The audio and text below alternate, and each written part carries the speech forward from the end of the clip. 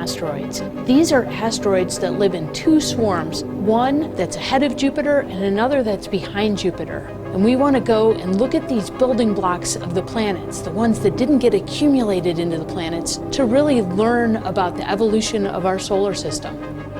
Lagrange points are these stable regions of space. They're around pretty much every planet in the solar system. Jupiter, by virtue of being the largest planet in the solar system, it also has the biggest Lagrange points. And these are little stable reservoirs where asteroids get in, but they never come out. In reality, what we have is sort of a snapshot of what the solar system looked like billions of years ago.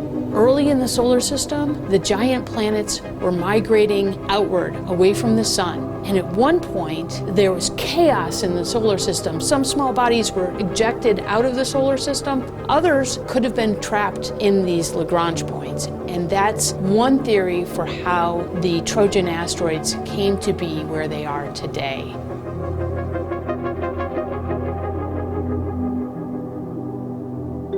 My job as a mission architect here at Lockheed Martin, it's very interesting, and it sort of encompasses the biggest picture of the mission.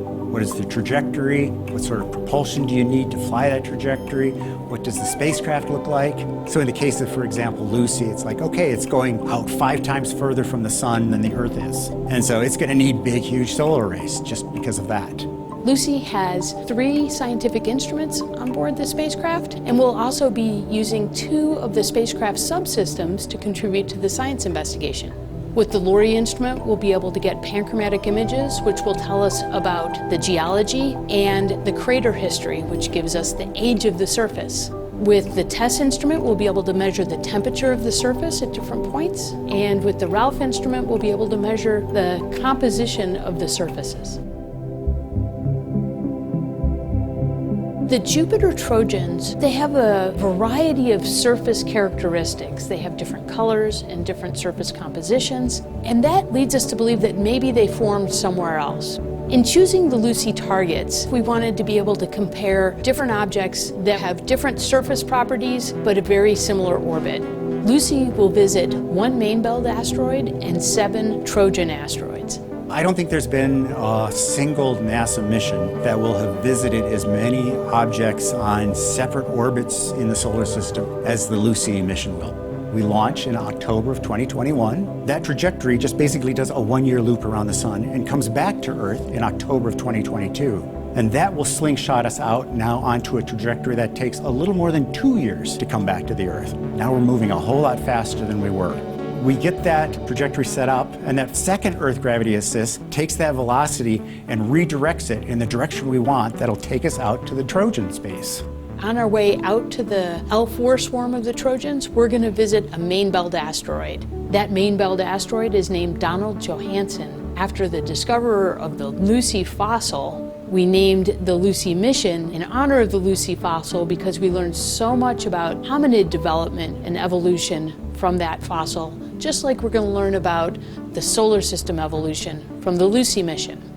From there, we take a couple years off and we continue to cruise up until we get to August 2027. And there we encounter our first Trojan asteroid. It's called Eurybates. It's the product of a huge collision that happened millions and millions of years ago. Something big hit it and just blew it apart. And so Eurybates is the biggest chunk of that cataclysmic impact. And it's a C-class asteroid, which is kind of interesting because there's a lot of C-class asteroids in the main belt. There's very few of them in Trojan space. So that's one of the mysteries we're going to get at is, okay, why is Eurybates so different?